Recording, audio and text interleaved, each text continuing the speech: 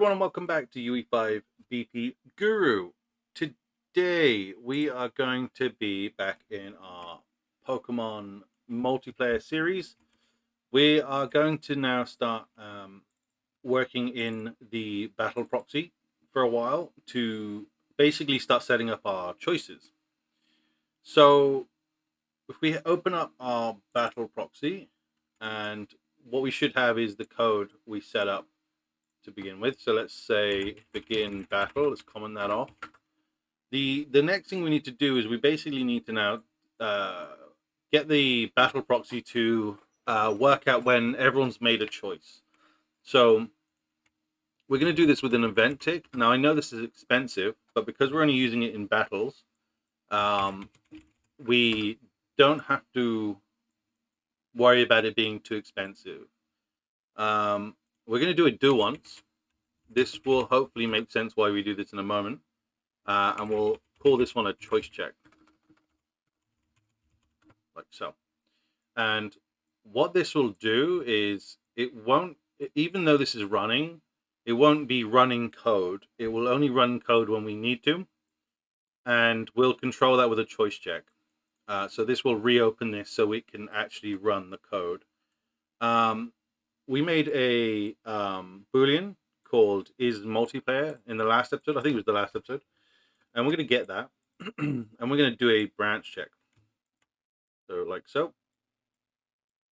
And basically, we need to determine whether it's multiplayer so that it knows to look for 2 checks or just the 1 check. And we're going to come off and do 2 more branch checks.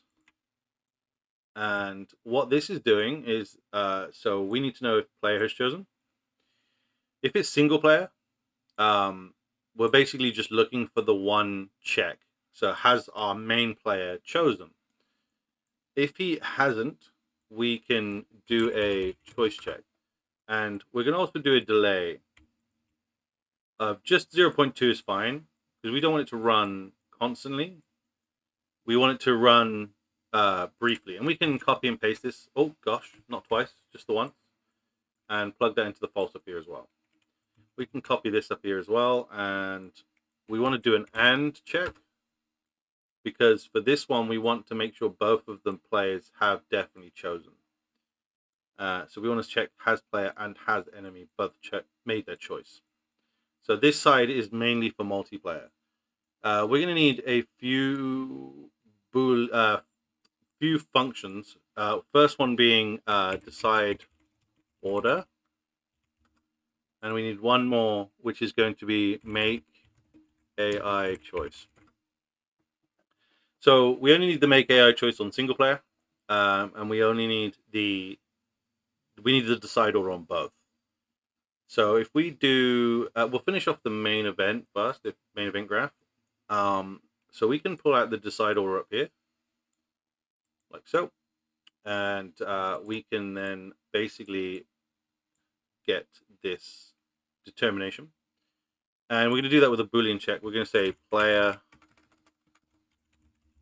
first, and again the player is always the host in this scenario, so the player goes first, and if it does, we'll do a player turn. If it's not, we'll do the enemy turn. And down here we're going to first need to make the AI make a choice. So they need to determine what they want to do. And there's going to be a variety of things we'll do in here, but for now we're just going to get the actual attacking done. And then we need to decide the order again. So is the enemy going first or is the player going first? And then we're going to do a similar thing up here as to do a branch check of whether the player is going first. While we're here, let's get those last 2 functions here. So what we're going to do is we're going to make 2 more custom events. And we're going to go player's turn. And we're also going to go with another custom event, which is going to be enemy's turn. You'll notice that we're not doing anything with multiplayer. There's no, we don't have to do any form of server related stuff. We don't have to pass anything to the server or anything to the enemy. You'll understand why down the line. We'll do player's turn, and then we'll do enemies turn. Copy and paste those down here as well, and plug those in. So with that, that should be your main choice check done. So we can comment this off like so. So that is our choice check, and this will run so long as there's a need to do a choice check. If there's not, it won't run, and it will just carry on as normal. Because you'll notice here, if we both make a move, so the player makes and the enemies make a move, for example. If they don't, we rerun the choice check, but if they do, we decide the order, and then we just run into the player's turn. So this never gets called. So we have to call that down the line once the turn ends. But while the actual battle's running, this will stop running. It'll just hit this do once and do nothing. It'll basically just stop running itself, as opposed to running all this code all the time. So that's kind of how we deal with the event tick. So that's that.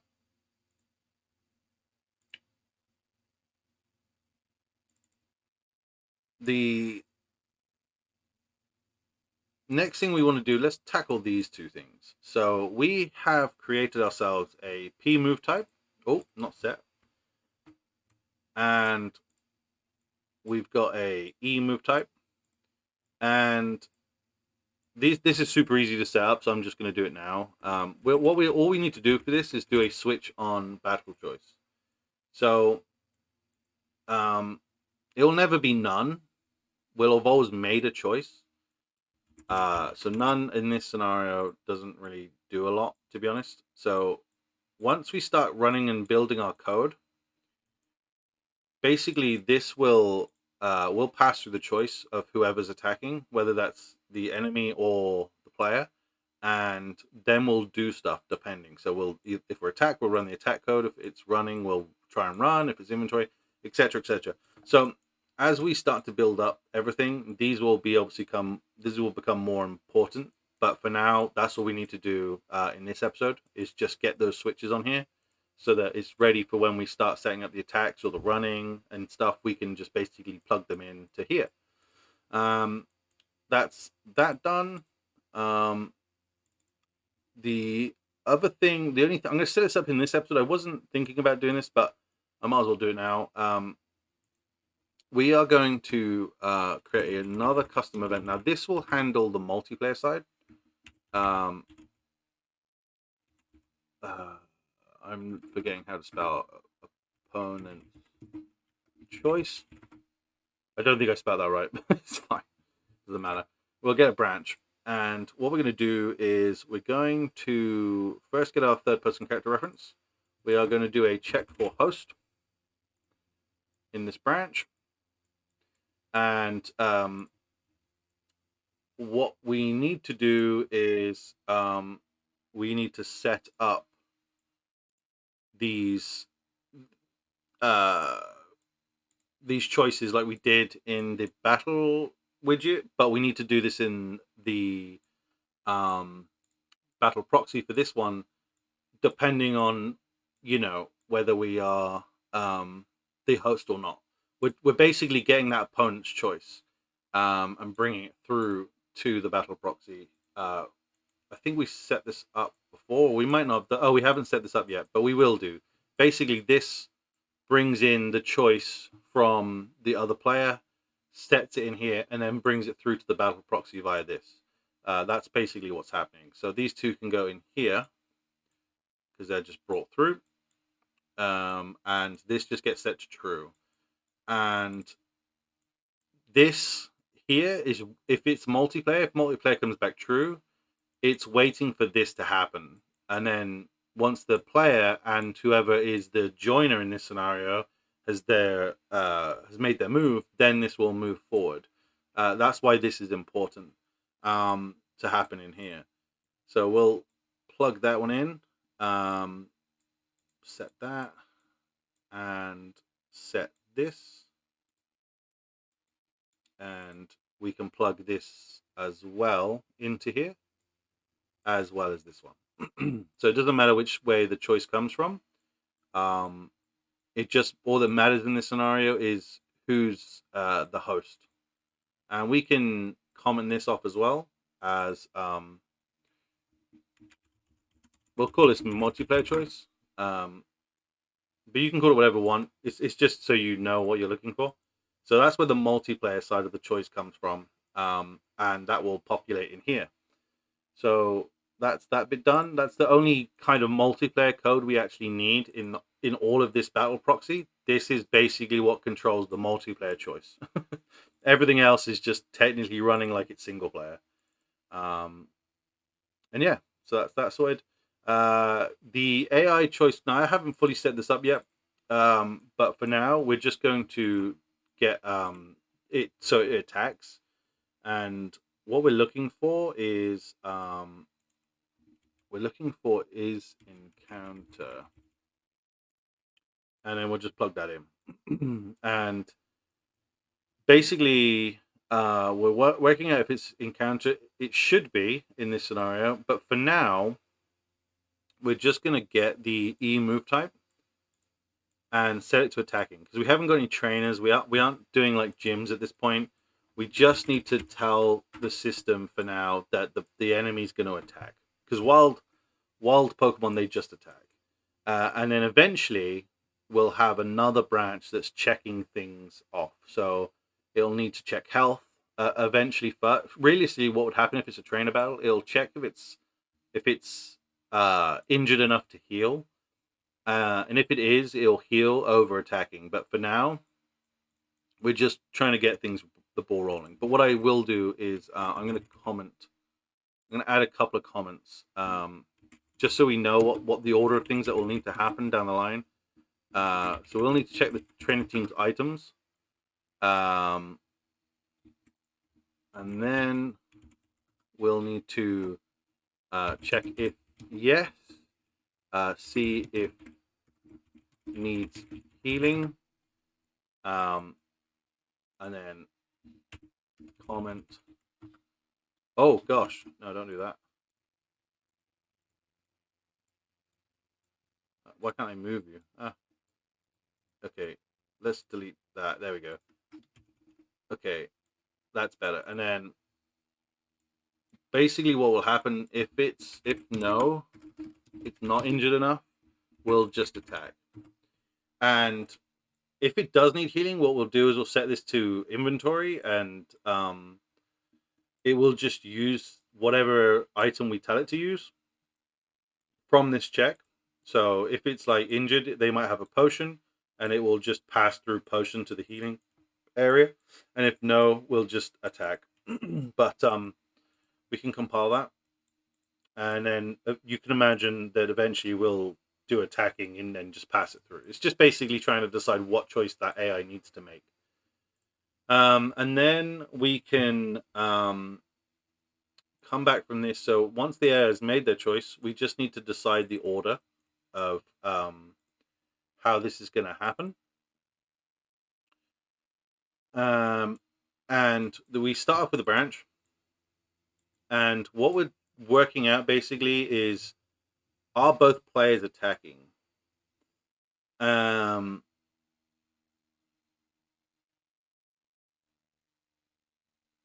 So we need to grab both move types. Okay. And we need to check if these are equal.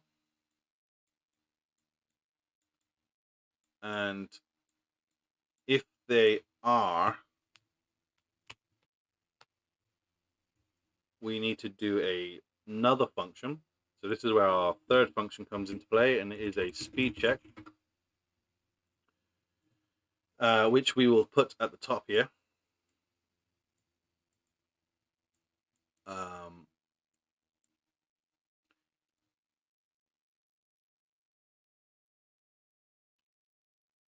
And what we need to do after that is we need to see if the player is attacking. So if these aren't equal, they don't come back equal, um,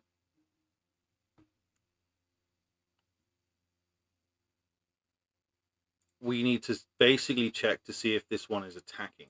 If the player is attacking, then they don't go first. So we set this to false. And then if that is false, sorry, if the player is attacking, and that's true, we know the player is not going first. But if the player is not attacking, they will go first because that means they're using an item, swapping a Pokemon out, any of that sort of stuff. That's what they're doing. So every other scenario, the player will go first because that must mean the other enemy is not is either using an attacking move or it's not. But if they're both not attacking, it's easier just to make the host go first. And in this scenario, I'm realizing there's an issue because if they are both if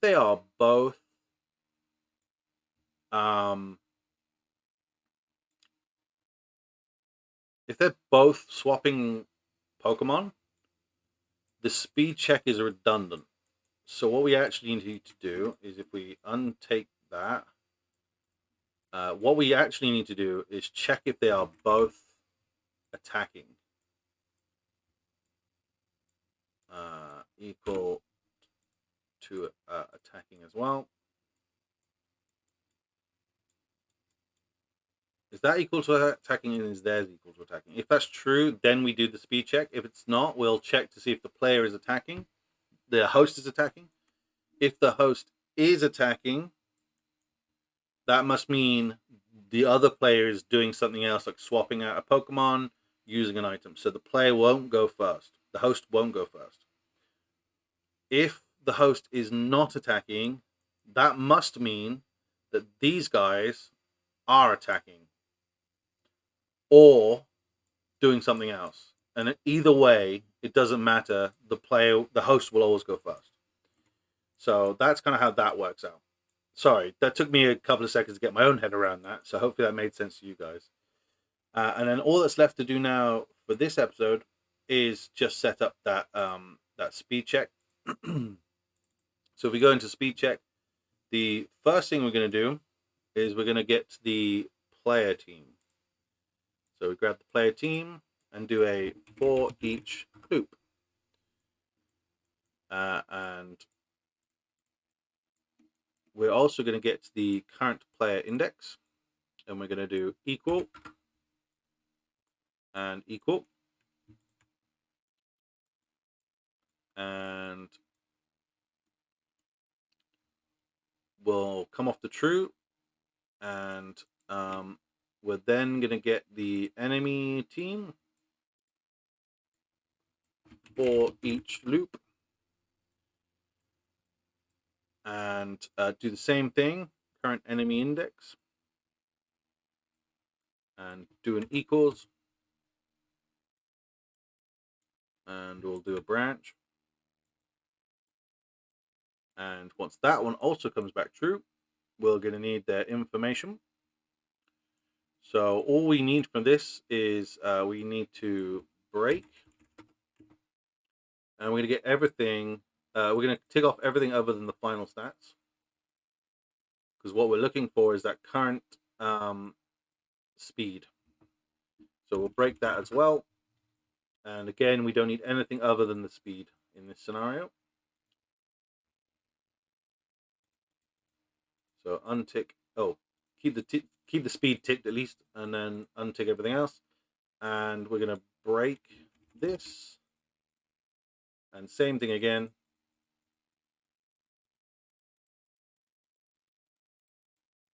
And break. Get rid of all of this except for the speed,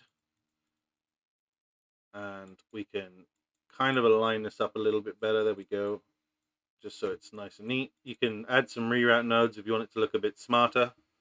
And then what we're doing is we're checking to see if our host speed is greater or equal to this speed. And if that comes back true, the player goes first. It means our player is faster. It's a very simple check, but it's just to check to see who the actual order of who goes first. And then we can do a return node, because we don't want our boolean, once we found the true and the true, we don't want this to continue on. So we want that to return and end these two for each loops. So basically what happens is it runs through this first player team, runs through all 6 of this team to find if this equals and this equals. But this will only run if this comes back equal. And then we move forward until we find the result we're looking for. And that is kind of how our choice works. If we go back to the event graph, so just to run through this very quickly, our battle proxy is constantly, once the battle starts, our battle proxy is constantly looking for both players or the host, one or the other, depending if it's multiplayer, to make a choice. Once they've made a choice, if it's single player, the AI will then make their choice, whether they heal or they attack. They can't run. Wild Pokemon can, but I haven't set mine up for that at this point. But you could potentially have a check for that if they run away or not. Like if you were doing the Safari Zone, for example, you could do that. But once they've made their choice, in this scenario, whether they attack or use an item, they then decide the order, and that all depends on what the player chose to do and what the enemy chooses to do, whether they heal or attack, etc. And then if they both attack, it'll pick a speed, and whoever goes first, it will change that boolean, which will then move forward to make the turn. We obviously still need to write the code for the multiplayer. That's obviously accepting battle invites and of course passing through the choices, but we will cover that down the line. For now, let's just get the actual battling working with wild Pokemon. And then you should also have this, which is your enemy turn, which gets called once the choices have been made. This will then pass the attacks through, etc., to the battle code. So that's what you should have by the end of this episode. Hopefully you found this useful. And yeah, obviously in the next episode we can start getting some of these different options working and get some battling going. But yeah, thank you so much, guys, for watching. Don't forget to leave a little like, and I will see you in the next episode. Much love. Take care. Bye.